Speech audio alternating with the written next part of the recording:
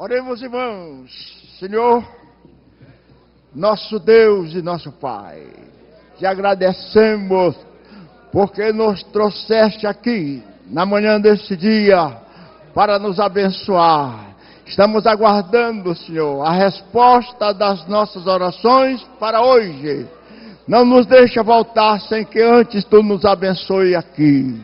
Abençoa a cada servo teu que aqui chegou, a cada família que nós representamos. Abençoa, Senhor. Sonda entre nós os que estão enfermos e os cura neste instante, para que alegre nós te glorifiquemos e te exaltemos na beleza da tua santidade. Abençoa a continuação desse trabalho, este trabalho maravilhoso que preparaste para nós, este aprendizado. Tu sabes, Senhor, que precisamos saber o que fazemos na tua obra. Ó Santo Senhor, abre as portas dos céus para nós nesta manhã e durante esse dia. Não deixa, Senhor, que saiamos daqui hoje antes que a nossa oração seja ouvida e tu nos conceda conforme o desejo dos nossos corações. Abençoa a tua igreja, abençoa teu servo, o nosso pastor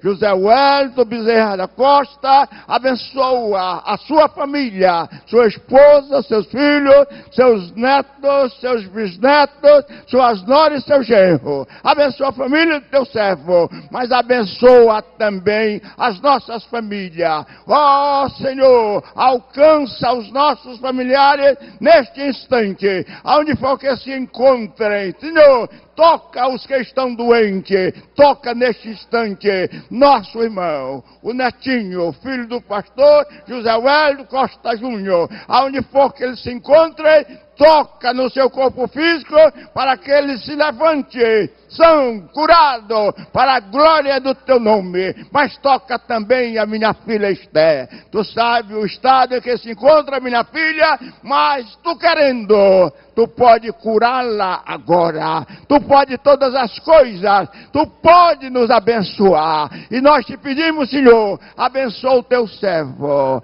a quem escolheste como ministrante da tua palavra da manhã de hoje. Põe na sua boca a palavra que nós precisamos de ouvir. Senhor, não nos deixe sair daqui antes que tu fale conosco. Ouve-nos, Senhor, e nos abençoa. Nós te suplicamos no nome de Jesus. Amém. A paz do Senhor a todos. Os irmãos, podeis tomar assento. Em primeiro lugar, eu quero agradecer a Deus pela sua infinita misericórdia, por tudo aquilo que tem feito por mim, ter me salvado, me batizado com o Espírito Santo e me chamado a esse santo ministério. Também agradeço ao pastor José Wellington Bezerra da Costa, um homem simples, humilde, a qual, com poucas vezes que eu conversei com ele, eu saí do seu gabinete impressionado com a sua humildade. Um homem que eu pude entender por que Deus tem sustentado até aqui. Um homem que dá para entender por que Deus tem sustentado e segurado e colocado essa tão grande liderança nas suas mãos. E quando eu vejo a liderança do pastor José Wellington, muito me chama a atenção que ele lidera não pela força, ele lidera pelo exemplo. É um pastor que eu sempre digo, ele mesmo pode dizer: sede meus imitadores como eu sou de Cristo. Pastor, o senhor é um homem muito nobre. Pastor José Wellington Bezerra Costa Júnior, um homem nobre, que uma vez me deu uma aula de ética pastoral em 10 minutos que eu conversei com ele ali no gabinete, se referindo ao pastor presidente. Eu fiquei também impressionado. Como que ele declina a autoridade ao presidente. Nada se faz, ele me ensinando, me dizendo ali no gabinete que nada se faz sem autorização do presidente. E ele falou assim: nós somos aqui obedientes e servos a ele.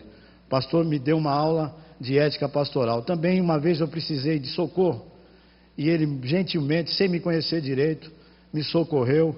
E eu estou aqui publicamente sendo grato, porque a gratidão é uma das maiores virtudes. Muito obrigado, pastor, por isso. Também eu não posso deixar de citar aqui, pastores, pastor José Luiz de França. foi o pastor que me confiou a primeira congregação, foi o pastor que me levou ao ministério, foi o pastor que me ensinou muito.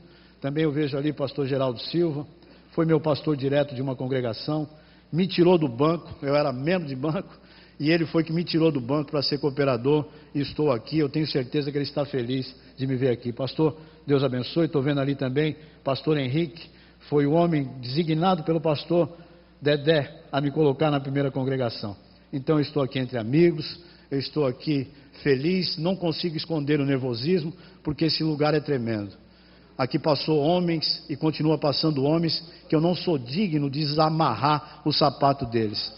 Mas Deus é bom, Deus é misericordioso, a sua bondade é sobre nós. Eu lembro que uma vez eu ouvi uma palavra aqui, que eu sou aluno aqui dessa escola desde 2000, não era antes porque trabalhava, mas desde 2000 sou frequentador assíduo, assim como sou também das primeiras segunda-feiras do mês. Eu aprendi tudo que eu sei, eu aprendi aqui na Escola Bíblica do Belém. Tudo que eu sou, como obreiro, como ministro, foi aqui, foi aos pés desse púlpito, desse altar, que eu aprendi grandes coisas. Irmãos, vale a pena você se dedicar a Deus, vale a pena você se dedicar ao ensino da palavra de Deus. E uma vez eu ouvi uma palavra aqui, sentado aqui atrás, um pregador dizia: olha, a sua hora vai chegar. Tinha mais de 2.000 obreiros aqui. Eu falava: Deus, tem mais de 2.000 obreiros aqui, como é que minha hora vai chegar? Mas Deus sabe de todas as coisas, e eu quero profetizar para você nessa manhã: a sua hora também vai chegar, o seu momento vai chegar. Seja fiel a Deus, fique na presença de Deus, que no momento certo a sua hora chega.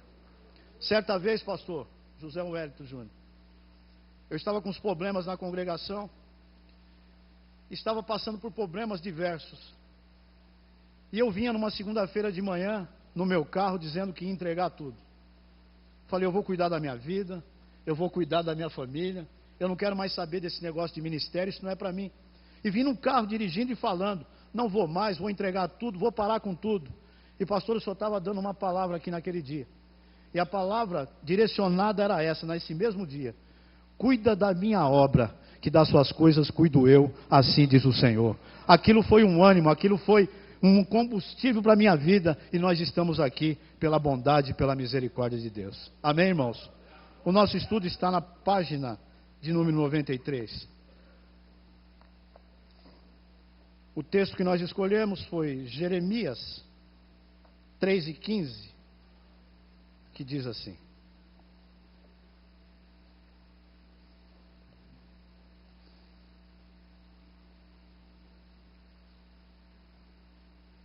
vos darei pastores segundo o meu coração, que vos apacente com ciência e com inteligência. Repetindo, diz assim: e vos darei pastores segundo o meu coração, que vos apacente com ciência e com inteligência. Irmãos, a vocação pastoral, ela é a sublime, é a mais sublime de todas as vocações. Quando Deus chama alguém, é porque Deus tem visto naquele alguém algo que ele possa trabalhar e usar. Então é a mais sublime de todas as vocações. E a vocação é a chamada quando todas as portas estão abertas, e a única que nos cabe é a porta do ministério. Muitas pessoas aqui, muitos irmãos, abandonaram empregos, abandonaram empresas, porque a porta do ministério estava aberta. Ou seja, todas as portas estavam abertas, mas a única que nos cabe, a única que cabe, a única porta que cabe para aquele que é chamado é a porta do ministério. E o chamado de Deus, ele acontece em circunstâncias diferentes, com pessoas diferentes, em momentos diferentes. Deus pega e chama Abraão quando Abraão tinha 75 anos numa terra pagã. Deus pega e chama Jeremias do ventre da sua mãe. Deus chama Moisés quando ele estava sendo fugitivo do Egito. Ele chama Pedro quando pescava, e ele chamou Paulo quando esse perseguia a igreja. Então vocês percebem que Deus, ele chama quem ele quer, no momento que ele quer e da forma que ele quer. O texto fala que é Deus quem dá pastores à igreja. O texto que nós lemos. O pastor não é um voluntário. Não é você querer ser, não é você achar que voluntariamente você pode ser um pastor. O pastor não é um voluntário, mas é um chamado. O ministério não é procurado, ele é recebido. A vocação não é terrena, não é passada de pai para filho, de sogro para genro, de amigo para amigo, não. A chamada é divina, a chamada não é da terra, a chamada é do céu. É Deus que escolhe, é Deus que chama. A motivação da chamada, ela não está em vantagens pessoais, mas para cumprir o propósito de Deus. Irmãos, toda vez que eu oro, eu peço uma coisa a Deus. Deus, eu quero ir aonde eu seja útil. Eu quero ir aonde eu possa ser útil. Eu quero ir aonde a tua palavra possa ser ouvida, aonde alguém possa ser beneficiado. Então a chamada, irmãos, ela não é motivada por vantagens pessoais, mas sim para cumprir o propósito e a chamada que Deus tem na vida de cada um. É Deus quem escolhe pastores. Deus, ele faz a escolha não baseada no mérito, mas na graça. Jeremias era uma criança quando foi chamado. Não sabia falar. Mas Deus falou assim: não importa se você não sabe falar, não importa quem você é, mesmo que você não saiba falar, quem vai colocar palavras na sua boca sou eu, quem vai te conduzir sou eu, quem vai te levantar sou eu, quem vai te guiar sou eu, quem vai cuidar de você sou eu. Não é por mérito, é pela graça de Deus. Se Deus fosse olhar para a minha limitação, jamais eu seria um pastor, mas a sua graça e a sua misericórdia me alcançou, e a graça de Deus e a misericórdia alcançou você também nesta manhã, e você é um chamado de Deus, você tem um chamado sublime, e é por isso que você está aqui nessa manhã. Ele chama Davi. Davi era um menor, o menos provável, era aquele que aos olhos de Samuel jamais seria, mas Deus sabia já quem tinha escolhido, para que os irmãos entendam que não é por mérito, mas pela graça. Jacó era enganador, trapaceiro, mas Deus já tinha um plano na vida dele. Uma vez o pastor Antônio Gilberto deu um estudo aqui na escola bíblica, alguns anos atrás, das duas naturezas do crente, a espiritual e a carnal. E ele usou Jacó como referência. Jacó era um trapaceiro, mas Deus começou a trabalhar na vida de Jacó. Talvez se fosse eu, jamais tinha escolhido Jacó. Talvez se fosse você, jamais tinha escolhido Jacó. Mas Deus, ele não escolhe por mérito, ele escolhe pela graça, ele escolhe pela sua bondade. Você está aqui é pela graça, é pela bondade de Deus. Não é porque você é bonzinho, não é porque você é bonito, não é porque você tem mais, é porque Deus olhou para você e achou graça e te trouxe até aqui e te chamou ao ministério. Então a nossa chamada é pela graça. Paulo se considerava o menor dos apóstolos, o menor dos santos, o maior dos pecadores, mas Deus o colocou no maior lugar na história da igreja. É pela graça e não pelo mérito. Somos membros do corpo, mas com funções diferentes. Todos nós continuamos sendo membros do corpo. Todos somos membros do corpo. E todos os membros têm dons e ministérios, mas nem todos são chamados para serem pastores. Não somos nós quem decidimos isso, mas Deus. Quem é chamado para este sublime ministério não tem que se gloriar. Sabe como é que é a escada de Deus? É invertida. Os degraus não são para cima, os degraus são para baixo. É Deus que faz isso. Ninguém tem que se gloriar dessa chamada. A escada de Deus é diferente. Deus é aquele que chama e é aquele que capacita também. O que é ser um pastor? O que é pastorear? Pastorear é dar alimento, irmãos, ao rebanho com a palavra de Deus.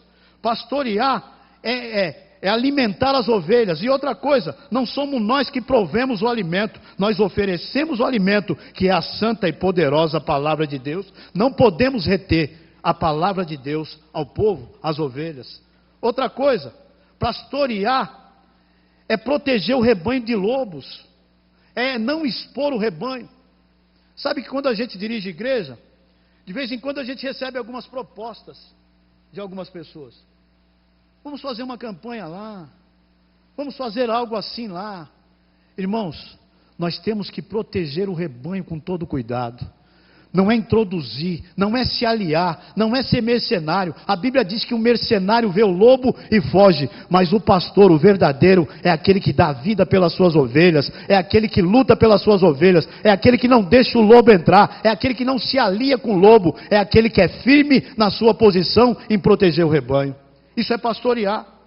Outra coisa, pastorear é ter cheiro de ovelha, é apacentar com amor. Pastorear é alguém que convive com as ovelhas, que está perto. É como o salmista, no Salmo 23, o salmista Davi disse: o Senhor é o meu pastor, e nada me faltará. Deitar-me faz em verdes pastos, guia-me mansamente às águas tranquilas, refrigera a minha alma por amor do seu nome, e guia-me pelas veredas da justiça. Ainda que eu andasse pelo vale da sombra da morte, tu estás, não temeria mal algum, porque tu estás comigo.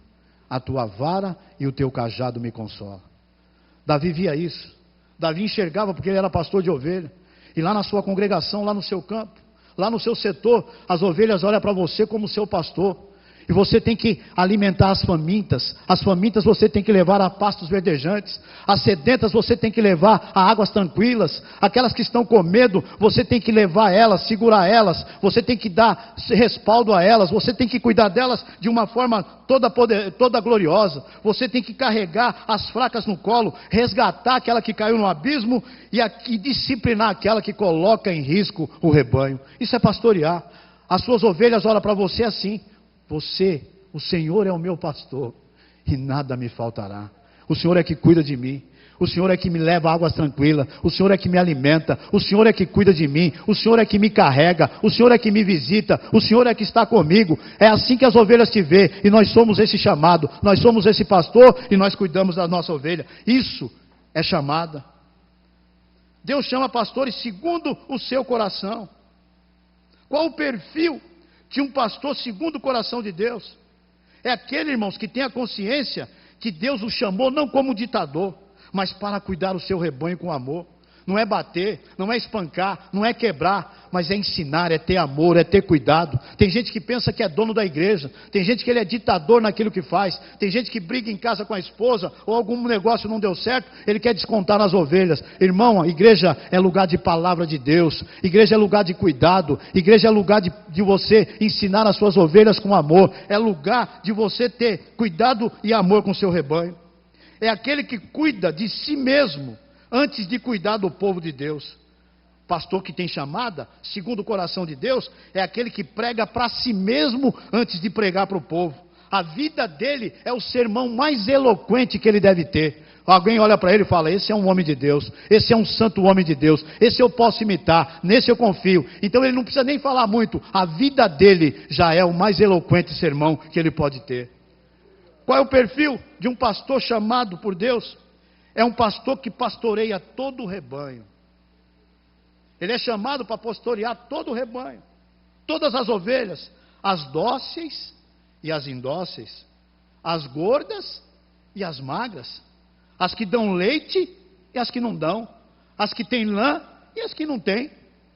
Porque tem uns que gostam só das gordas, tem uns que só abraçam as que têm leite e lã, tem outros que só beija aquelas que beneficiam, que algum benefício. Irmãos, Deus nos chamou para pastorear todo o rebanho de Deus. Todo ele, sem distinção, sem fazer acepção. Nós fomos chamados para pastorear todo o rebanho de Deus. Um pastor, segundo o coração de Deus, ele entende que a igreja é de Deus e não dele. Deus nunca nos passou procuração para sermos dono da igreja. É Ele que cuida da igreja. Ele que é o dono da igreja.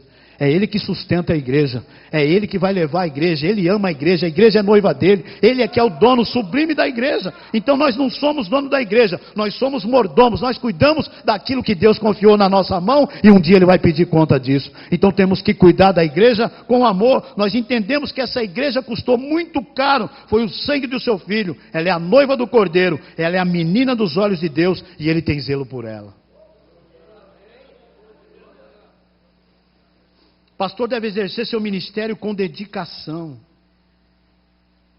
Pastor deve apacentar o rebanho com sabedoria. Segundo o texto que nós lemos, o pastor tem que ser um estudioso, tem que ser um homem de leitura, tem que ser um homem de oração, tem que ser um homem que não fica jogando o seu tempo fora em certas coisas. É um homem que tem que estar buscando, estudando. Ele deve ser um profundo conhecedor da palavra. Ele, além de conhecer a palavra, ele tem que viver a palavra, pregar a palavra, e tem que ser um homem estudioso ao extremo. Precisamos buscar e oferecer ao povo de Deus as insondáveis riquezas de Cristo. É buscando, é orando, é jejuando, é lendo, é estudando, é se alimentando da palavra de Deus, para que o céu se abra, para que as insondáveis riquezas do céu venham se revelar a nós, para que nós entregamos ao povo de Deus. Pastor é assim, um pastor deve ter o seu ministério, tem que se dedicar ao seu ministério, e nós precisamos oferecer um cardápio bem temperado, apetitoso e balanceado. Não é qualquer coisa. Ovelha não come qualquer coisa. Ovelha não pode estar comendo qualquer coisa. Então o nosso cardápio que nós temos que entregar tem que ser apetitoso, tem que ser balanceado, tem que ser bem temperado, para que a sua ovelha se alimente e para que o reino de Deus cresça e o nome dele seja glorificado. Precisamos aprender como obreiros aprovados. Precisamos realizar um ministério com paixão e com excelência. Você tem que amar o que faz. E você tem que fazer com excelência aquilo que faz. Com dedicação, com amor e com alegria. O pastor deve apacentar o rebanho com inteligência. Inteligência significa com sabedoria, com sensibilidade. Sabedoria é usar o conhecimento para os melhores fins. Precisamos tratar as ovelhas de Deus com ternura. O pastor deve ser como um pai e também como uma mãe. Você tem que abraçar a sua ovelha, meu irmão. Você tem que cuidar dela. Você tem que ter carinho com ela. Você tem que viver perto dela. Você tem que estar com ela. Ela precisa disso. Ainda essa semana eu ouvi aqui na escola que a importância do pastor, mesmo que ele não fale, mas a ovelha quer ver ele perto, quer ver ele sentado, pelo menos quer ver ele ali. A ovelha sente necessidade disso. Você é uma figura importante. Você não pode se furtar disso. Você tem que estar junto com a sua ovelha, apacentar. Você tem que ser um pai, você tem que ser como uma mãe. O pastor deve chorar com os que choram e se alegrar com os que se alegram. Se alguém está triste, você tem que estar lá junto, chorando, acalentando, ajudando. Se alguém está alegre, você tem que estar junto também cantando. O pastor trata cada ovelha de acordo com a sua necessidade, com o seu temperamento, com o seu jeito peculiar. Você tem que ser dócil com as crianças. Você tem que tratar os da sua idade como seus irmãos, os mais velhos como se fossem seus pais. Tem que ser dessa forma, tem que ser assim. Jesus, irmãos, ele sabia falar com criança, ele sabia falar com uma mulher samaritana à beira do poço, ele sabia falar com o doutor da lei, ele sabia se conduzir em qualquer lugar. Então, pastor, ele trata cada ovelha segundo a sua necessidade, com o seu temperamento. Eu já vi alguém dizer assim, ele faz um curso de teologia, ele já se acha grande, ele já se acha maior. Eu já vi alguém dizer assim, que o nível dele para determinadas igrejas é muito elevado, que ele não podia nem falar, que o povo não ia entender a linguagem dele. Irmãos, isso nunca foi pastor. Pastor é aquele que sabe lidar com todo mundo, ele lidar com pequeno, ele lidar com grande, ele lidar com criança, ele lidar... Pastor é esse que sabe interagir com todos. Ele conhece o temperamento da sua igreja, do seu rebanho. Ele sabe abraçar as crianças, ele sabe respeitar aqueles da sua idade, ele sabe se conduzir. Pastor é isso. Tem muita gente que ama pregar. Eu estou aqui nessa manhã com muita dificuldade, porque aqui não é fácil. E eu jamais pensaria que um dia chegaria aqui. Mas Deus é bom. E uma coisa eu aprendi, que quando Deus quer fazer algo, irmãos, você não precisa chutar a porta, você não precisa quebrar o trinco, você não precisa forçar. Fica na sua posição. Fique na sua posição e você vai ver que naturalmente, automaticamente, Deus vai abrindo o caminho para você. Ele vai conduzindo você. E quando você vê, você fala, eu não sei o que eu estou fazendo aqui, mas Deus sabe por que você está aqui. Deus sabe por que fez isso. Deus sabe por que está trabalhando nesse sentido. Simplesmente fique na sua posição e você vai ver o que Deus pode fazer na sua vida. Uma coisa é amar a pregação. Outra coisa é amar as pessoas que você prega. Irmãos, eu falo que pregar aqui por ser o Belém, por ser a minha sede, por ser um lugar até muitas vezes disputado. Mas eu digo uma coisa, eu prego com a mesma responsabilidade que eu estou pregando aqui, eu prego numa igrejinha da comunidade. E eu tenho dificuldade muitas vezes até de pregar na minha, porque eu sei da responsabilidade que é transmitir essa palavra. Eu não posso chegar e oferecer qualquer coisa. Eu não amo a pregação. Eu tenho que amar as pessoas para quem eu prego. Tem gente que vem só fazer agenda. Eu não estou preocupado com agenda. Eu estou preocupado é que a minha palavra surta efeito, que a minha palavra entre no teu coração, que a minha palavra possa mudar a vida de alguém e a minha também. É isso que me preocupa, é isso que me motiva, é isso que me faz estar na presença de Deus. Antes de amar a pregação, vamos amar as pessoas a quem pregamos, porque se nós não amarmos as pessoas a quem pregamos, a nossa pregação é vazia, a nossa pregação não tem efeito. Nós amamos a quem nós pregamos.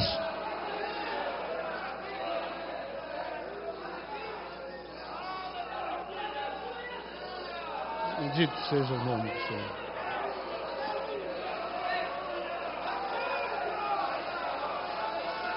Aleluia, Deus.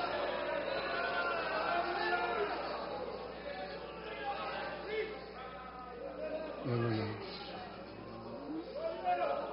Irmãos, Paulo, no capítulo 3 de Filipenses, ele nos dá uma lição pastoral. No capítulo 3, do versículos de 17 a 19, eu vou ler. Ele diz assim, 17 a 19: Sede também meus imitadores. Irmãos, tendes cuidado segundo o exemplo que tendes em nós, pelos que assim andam. Porque muitos há, dos quais muitas vezes vos disse, e agora também digo, chorando, que são inimigos da cruz de Cristo. O fim deles é a perdição. O Deus deles é o ventre. A glória deles é para a confusão deles mesmos, que só pensam em coisas terrenas. E quando Paulo diz isso, ele está dando uma grande lição pastoral. Ele está dizendo que pastor é aquele que dá exemplo de doutrina e de vida. Ele está dizendo assim, um modelo para que os crentes sigam na questão da doutrina. E Paulo era um que dava exemplo tanto na doutrina quanto na ética. Ele era modelo tanto na teologia quanto na vida. O seu ensino e o seu caráter eram aprovados. A sua vida confirmava a sua pregação. Ele pregava o que vivia. E a sua pregação era a bússola da sua vida. O que ele pregava, ele vivia. Ele recomendou a Timóteo, seu filho da fé, dizendo: tem cuidado de ti mesmo e da doutrina. Eu tenho que pregar para mim mesmo. Não é só a minha pregação que tem que ser aprovada, a minha vida também tem que ser aprovada. Por isso que Paulo disse: sede meus imitadores. Porque se vocês me imitar, vocês vão ver que a minha vida, ela tá igual a minha doutrina. Ela anda juntamente com a minha pregação. Eu prego aquilo que vivo, eu vivo aquilo que prego. Então sede os meus imitadores.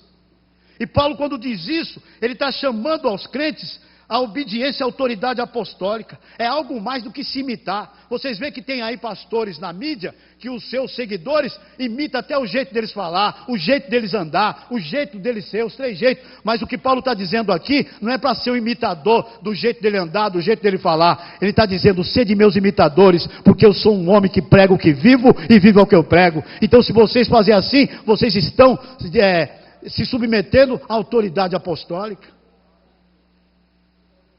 Pastor é aquele que protege o rebanho dos falsos mestres. Paulo estava dizendo isso. Paulo pregou a verdade e denunciou o erro. Ele promoveu o evangelho e combateu a heresia. Paulo não fazia relações públicas acerca da verdade para agradar pessoas. Irmãos, o que tem de gente aí que vai nas igrejas pregar e fica fazendo média com o povo, para que a sua agenda cresça mais, para que saia de lá ovacionado, para que o seu nome cresça na mídia. Irmãos, o nome que tem que crescer aqui não é o meu e nem o seu. O único nome que tem que ser adorado, louvado, é o nome do nosso Senhor Jesus Cristo. A palavra de Deus está aqui e ela tem que ser pregada com verdade e com justiça. Paulo não fazia relação pública com ninguém para agradar ninguém, não. Ele pregava a verdade. E ele chamou esses homens que faziam isso? De inimigos da cruz. Eu fiz 2 comentários aqui, de 2 comentaristas, eu vou pular. Um é de Wisby, que ele dizia que os inimigos da cruz eram os judaizantes, que queriam acrescentar a obra de Cristo no Calvário, a lei. E o Hendricks disse que eram os libertinos mesmo, aqueles que facilmente saíam de um extremo a outro, do legalismo para a libertinagem. Mas o que Paulo está dizendo aqui, ele exortava, era um pastor que exortava com firmeza e com lágrimas, porque o texto eu li, que ele diz que até chorando, ele dizia que eram inimigos da cruz. Então Paulo, irmãos, ele tinha firmeza e doçura. Pastor, permita que usar a pessoa do senhor. Quando vocês conversam com o pastor José Wellington, você vê a doçura. Mas quando há os embates nas convenções, você vê a firmeza.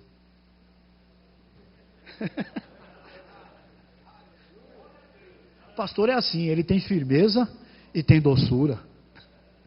Firmeza quando precisa ser firme, e doçura quando precisa ser doce. Então Paulo, ele tinha firmeza e tinha doçura. Ele exortava com a clareza da mente, mas com a profundidade do coração. Paulo, ele tinha argumentos irresistíveis que emanavam da sua cabeça. Ou seja, ele era firme, mas ele também convencia pelas lágrimas que rolavam do seu rosto. Muitos dizem que Paulo era um apologeta ferino e frio, mas ele não era. Ele argumentava com irresistível clareza e com eloquência das lágrimas. Se tem uma coisa que é eloquente, irmãos, é a lágrima. Por isso que lá em Apocalipse, Deus que um dia Deus enxugará toda a lágrima. A lágrima comove a Deus. A lágrima comove a gente. Se alguém chega chorando perto da gente se comove. Quando a esposa da gente pede alguma coisa, e se ela estiver um pouco comovida, não precisa pedir 2 vezes. Se um filho chega, não precisa pedir 2 vezes. A lágrima, ela comove, ela tem eloquência. Então Paulo chora sobre aqueles, irmãos, a quem ensinou, e sobre aqueles a quem repreendeu. Então em Paulo havia uma sincera união de verdade com amor. Preste atenção nisso aqui. Verdade e amor. Verdade sem amor fere. Vocês sabiam disso? Tem gente que só fala a verdade. É verdade, eu estou aqui para falar a verdade. Até para falar a verdade tem hora. Verdade sem amor fere. Tem gente que chega no púlpito e ele só fala a verdade. Agora tem outra coisa. Amor sem verdade engana. Tem gente que só ama, mas nunca fala a verdade. A pessoa está indo para o inferno e ele está abraçando. Eu te amo. Não, tem que falar a verdade. Então tem que ter a mesclagem. Verdade com amor. Porque verdade sem amor fere. E amor sem verdade engana. E ele advertiu sobre o erro e chorou sobre aqueles que permaneceram nele. Então o zelo pastoral de Paulo os levava à lágrima em defesa das suas ovelhas. Ele se comovia ao perceber que algum perigo os ameaçava. Então Paulo, irmãos, ele não é um homem de agudo discernimento, mas ele é de inquebrantável decisão. Pastor é aquele que não se engana acerca dos falsos mestres. Foi o que Paulo disse. E ele começa a dizer isso aqui. Em primeiro lugar, na leitura que nós fizemos aqui, em Filipenses 3, de 16 a 19, ele diz assim, que em primeiro lugar os falsos mestres, eu estou falando os falsos, eles adoram a si mesmo. Paulo diz, o Deus deles é o ventre. Eles vivem curvados sobre o próprio umbigo. E a palavra coelia, ventre, pode significar útero, umbigo. Paulo pode estar simplesmente comentando o egocentrismo desses falsos mestres. Então, ele assim, diz que tudo quanto eles fazem, esses falsos mestres, são fixar os olhos no seu próprio umbigo. Diz que o Deus deles são eles mesmos. Eles são narcisistas. Tudo que eles fazem, irmãos, é para a glória deles. Eles são adoradores de si mesmos. A vida deles está centrada neles mesmos. Eles não estão preocupados com a igreja. Eles não estão preocupados com o rebanho. Eles não estão preocupados com o céu. Eles estão preocupados com eles mesmos. Eles são adoradores deles mesmos. E Paulo diz, o Deus deles é o ventre. Eles são narcisistas, é aqueles que se acham, que se adoram, que se acham o máximo, que não vê ninguém à sua volta. Quando Paulo diz do ventre, existe outro comentário que pode dizer que Paulo está dizendo que eles deviam procurar manter os seus apetites físicos sob controle, compreendendo que os nossos corpos são templo do Espírito Santo, a qual Deus deve ser glorificado. E mais, Paulo está rechaçando a ideia que o homem vive para comer em vez de comer para viver. E Jesus rejeitou uma proposta do diabo. Quando o diabo mandou que ele transformasse pedras em pães, ele disse: nem só de pão vive o homem, mas de toda a palavra que sai da boca de Deus. Irmãos, melhor do que pão é estar aqui nessa manhã se alimentando da palavra de Deus. Melhor do que qualquer alimento é você estar se alimentando espiritual, porque a batalha não é fácil. Nós estamos nos dias finais, nós estamos em dias trabalhosos, e nós precisamos mais do que nunca estarmos alimentados dessa gloriosa palavra de Deus. E sabe o que é glutonaria? Glutonaria é obra da carne, assim como prostituição, como idolatria e como feitiçaria. É obra da carne. Em segundo lugar, quando Paulo diz sobre esses inimigos da cruz, ele está dizendo que eles invertem os padrões morais. E continua dizendo: a glória deles está na sua infâmia. Ou seja, daquilo que eles deviam ter vergonha, eles se gloriam. Do erro que eles cometem, que eles deviam se envergonhar, eles se gloriam daquilo, eles acham aquilo o máximo, eles acham certo. Então, eles escarnecem a virtude e exaltam o opróbrio. É aqueles que chamam o bem mal e o mal bem. É aqueles que das trevas fazem luz e da luz treva. Põem o amargo por doce e o doce por amargo. Está lá em Isaías 5:20. Tem gente invertendo tudo, irmãos.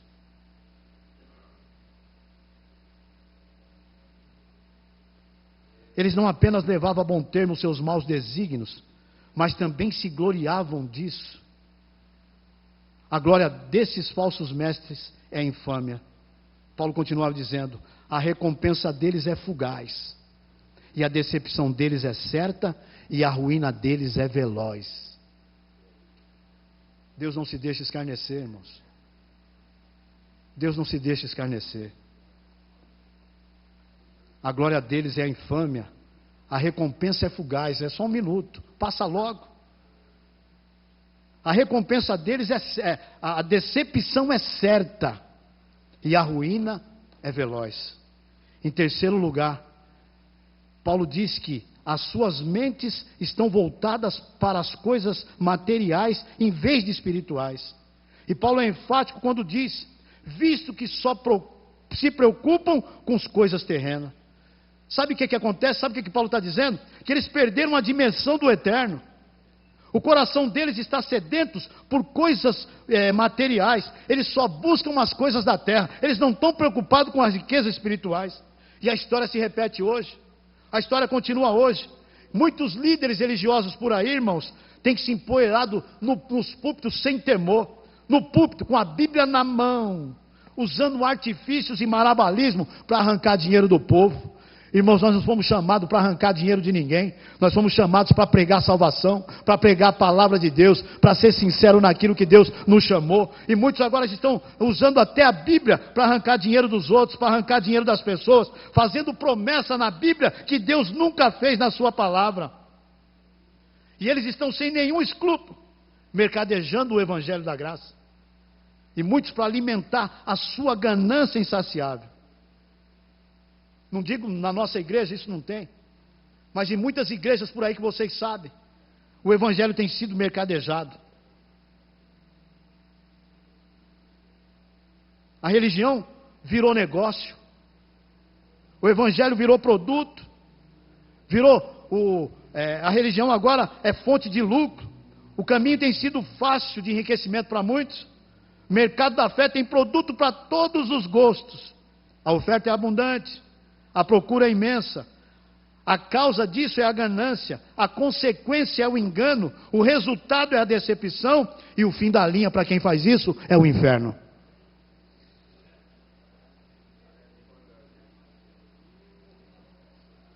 Paulo diz que o amor ao dinheiro é a raiz de todos os males. E muitos que entraram nessa cobiça se machucaram a si mesmos com muitas dores. Irmãos, quando Deus nos chama, Ele cuida. Quando Deus te chama, Ele te cuida. Você não precisa procurar nada. A Bíblia dá uma receita infalível. É um princípio bíblico. Buscai primeiro o reino de Deus e a sua justiça, e todas as demais coisas serão acrescentadas. Tudo que você precisar, Deus vai colocar na sua mão. Tudo aquilo que você precisar, Deus vai entregar a você. Tem gente preocupada com muitas coisas. Vai ficar tudo aí. Eu ouvi o estudo de um pastor que dizia que um grande bilionário americano chamado John Rockefeller, foi um grande bilionário do passado, ele morreu, e no velório estavam os seus amigos, o contador dele. Chegou um curioso perto do contador dele e perguntou assim: ei, me diz quanto o doutor John deixou. O contador disse: ele deixou tudo. Ele não levou nada. Está tudo aí, vai ficar tudo aí. Irmãos, não tem caminhão de mudança em velório. Não tem gaveta em caixão. O que nós vamos levar daqui é a graça, é a bondade. Nós temos é que encontrar com Jesus nos ares. É o que nós vamos levar. É isso que Deus nos deu. Vai ficar tudo aqui. Os testemunhos de Jeová, e quem quiser mais pode usar. Mas nós queremos é ir para o céu. É lá que está o nosso tesouro. É lá que nós temos que colocar o nosso tesouro. O nosso tesouro, aonde está o nosso tesouro, é lá que está o nosso coração. O meu está lá. Eu espero que o seu também esteja lá. Porque aqui vai ficar tudo aqui. Vai ficar tudo aqui.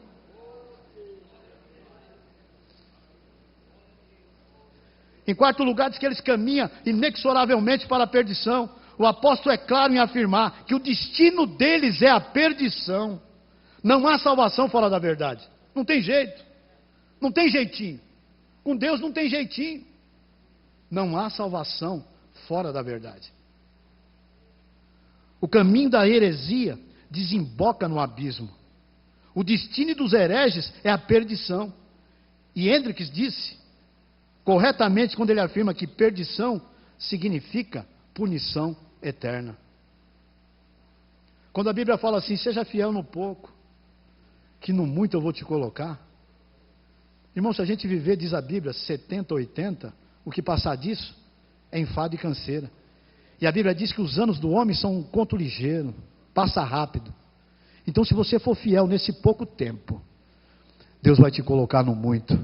Seja fiel no pouco e no muito Ele vai te colocar. Sejamos fiel no pouco e no muito Ele nos coloca. Agora tem uma coisa interessante. Eu fiz aqui uma comparação sobre pastores e lobos. Eu escutei aqui essa semana um pastor dizendo que pastor também é ovelha. E é mesmo. O dia que pastor deixar de ser ovelha, ele vira lobo.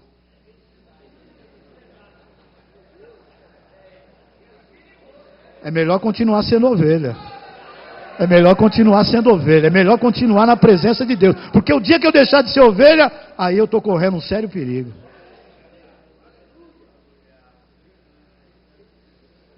Pastores e lobos têm algo em comum. Ambos se interessam e gostam de ovelhas.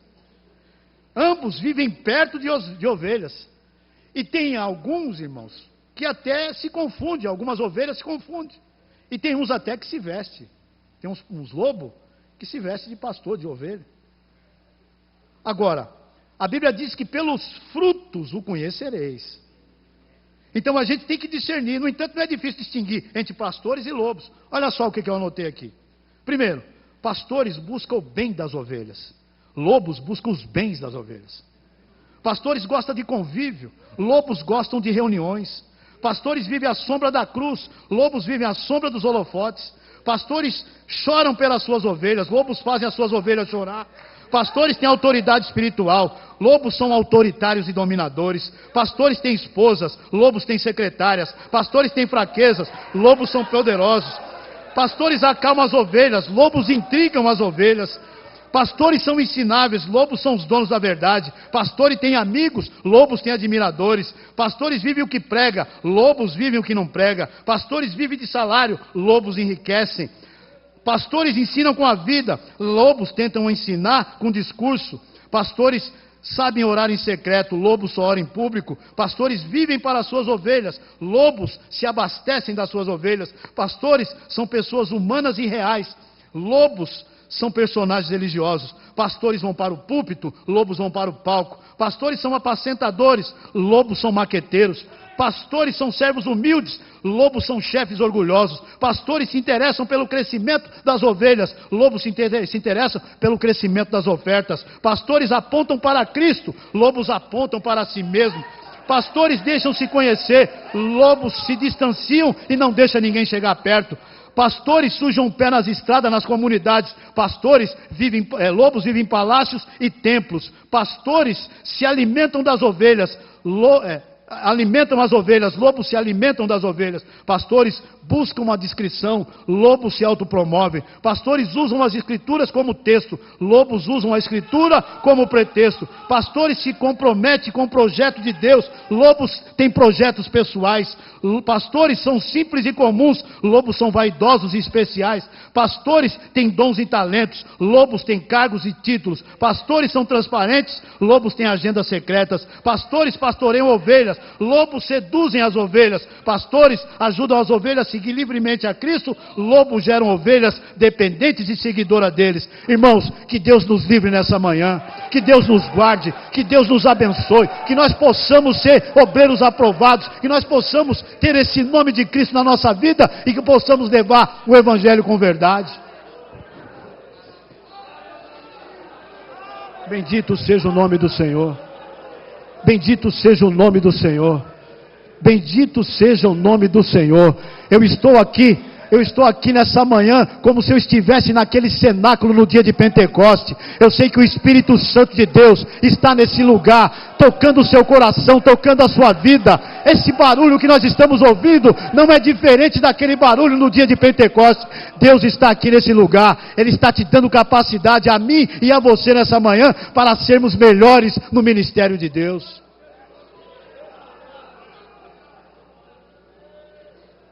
Somos embaixadores do céu. Nós somos embaixadores de Deus. Pensa que é pouca coisa? Você é um representante de Deus aqui na terra.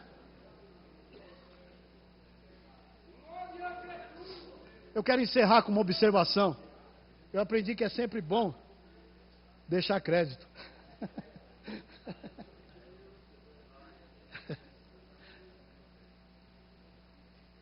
A observação que eu quero fazer é essa. O ministério, como eu já disse, não é conquistado por mérito, mas é recebido por graça. Paulo disse, o ministério que recebi do Senhor. Paulo foi um homem vocacionado, irmãos, chamado por Cristo para desempenhar o ministério. Ele não se auto-intitulou apóstolo, ele não se colocou num pedestal de liderança, nem acendeu holofotes sobre si mesmo. Sua vocação foi celestial. Que vocês possam entender isso nessa manhã. A vocação dele foi celestial. Ele ouviu a voz divina e obedeceu. Deus falou assim, olha Paulo, agora você vai ver o que é sofrer por amor do Evangelho. Ele obedeceu, Deus chamou, ele obedeceu prontamente. O líder cristão também é um homem vocacionado. E o Espírito Santo que constitui líderes para a sua igreja. A Bíblia diz que quem deseja o episcopado, excelente coisa deseja. Embora o episcopado possa ser desejado, o chamado é divino. Embora tem igrejas por aí que escolham os seus líderes, mas é Jesus que chama para si, e aqueles que ele mesmo quer apacentar as suas ovelhas e anunciar as boas obras de salvação. É Jesus que escolhe, é Deus que escolhe. Outra coisa que nós ensinamos, que nós aprendemos com Paulo, ministério não é plataforma de privilégios, mas é uma arena de renúncia. Tem gente, irmãos, que quer entrar no ministério para ter algum privilégio, para se beneficiar. Irmão, você está enganado. Aqui não é plataforma de privilégio, aqui é uma arena de renúncia. Quem quiser entrar para o ministério tem que se renunciar, tem que descer, tem que abaixar, tem que abrir mão de muitas coisas, porque isso é um sublime chamado. Tem uns que ficam pensando, olha, eu preciso de uma igreja grande, eu preciso de um setor grande, de um campo grande. Irmãos, o propósito do ministério não é esse. O propósito pastoral não é esse. não é plataforma de privilégio, é uma arena de renúncia. Ser líder cristão é abraçar uma santa carreira, uma excelente obra, mas não uma obra de engrandecimento pessoal, de chegar aqui todo empinado, com o peito estufado, agora eu sou o tal. Não, de jeito nenhum. Aqui é uma plataforma. Sabe por quê? Porque no reino de Deus, ser grande é ser pequeno, ser líder é ser servo, ser maior é ser servo de todos. É para isso que Deus nos chamou. Você quer ser líder? Seja servo. Você quer ser grande? Seja pequeno. Você quer ser maior? Seja servo de todos. É esse o propósito da chamada ministerial. Ministério é regido por um ideal mais alto do que a própria vida. Testemunhar o evangelho da graça era o grande vetor da vida de Paulo. Era o que Paulo queria. Foi o ideal da vida de Paulo. Era anunciar esse evangelho, o evangelho da graça. Ele respirava o evangelho. Era o que ele respirava, evangelho. E nós como os pastores chamados, nós temos que ter o evangelho no sangue. Nós temos que viver o evangelho. Nós temos que pregar o evangelho. Nós temos que ter o evangelho na vida. E Paulo tinha isso. Nenhuma outra motivação governava a vida de Paulo. Não tinha outra motivação. Ele estava pronto a sacrificar e a morrer pelo evangelho. Ele não buscava grandeza para si mesmo. Ele não cobiçava ouro e nem prata. Ele não buscava para si riquezas e nem fama. Mesmo sofrendo ameaças, passando parte da sua vida encarcerado, jamais perdeu a alegria e o entusiasmo. Em Filipenses, se eu não me engano, 1:12, Paulo disse assim: irmão meus, eu quero que saibais que as coisas que me aconteceram serviram para o maior proveito do evangelho. Pega a biografia de Paulo, fala: o que aconteceu com você, Paulo? Paulo foi rejeitado, escorraçado em Cesareia, rejeitado em Jerusalém, foi chamado de impostor em Coríntios, foi açoitado em Filipos, foi preso em Roma. Aconteceu tantas coisas na vida de Paulo, mas Paulo nunca disse: olha, eu estou triste, eu estou abatido. Tudo isso que me aconteceu serviu para o proveito do evangelho. Irmãos, nós estamos numa carreira santa, nós estamos num propósito santo. Nós estamos aqui na presença de Deus. E entenda mais uma coisa: mesmo sofrendo ameaça e passando muito tempo encarcerado, ele jamais perdeu o entusiasmo de viver e nem um senso de urgência de proclamar o evangelho. Ele considerava-se prisioneiro de Cristo, embaixador em cadeias, mas mesmo diante das mais terríveis adversidades, Paulo tinha um coração ardente, pés velozes e lábios abertos para proclamar a salvação de Cristo e o evangelho de Jesus Cristo. Irmãos, nessa manhã, eu quero agradecer de coração. Não tenho palavras por estar aqui, por assumir essa tribuna, esse púlpito, de ter essa tão grande oportunidade. E eu quero ser profeta aqui nesta manhã. O ministério muitas vezes tem espinhos. E muitas vezes, irmãos, antes de Deus usar você, Ele vai trabalhar em você. Existe uma escola. E muitas vezes essa escola exige deserto, exige fornalha, existe caverna. Mas aquele que te chamou, aquele que te comissionou, aquele que te deu essa grande chamada, Ele vai cuidar de você. Nada e nem ninguém pode impedir ou frustrar aquilo que Deus está fazendo por você, achar fazendo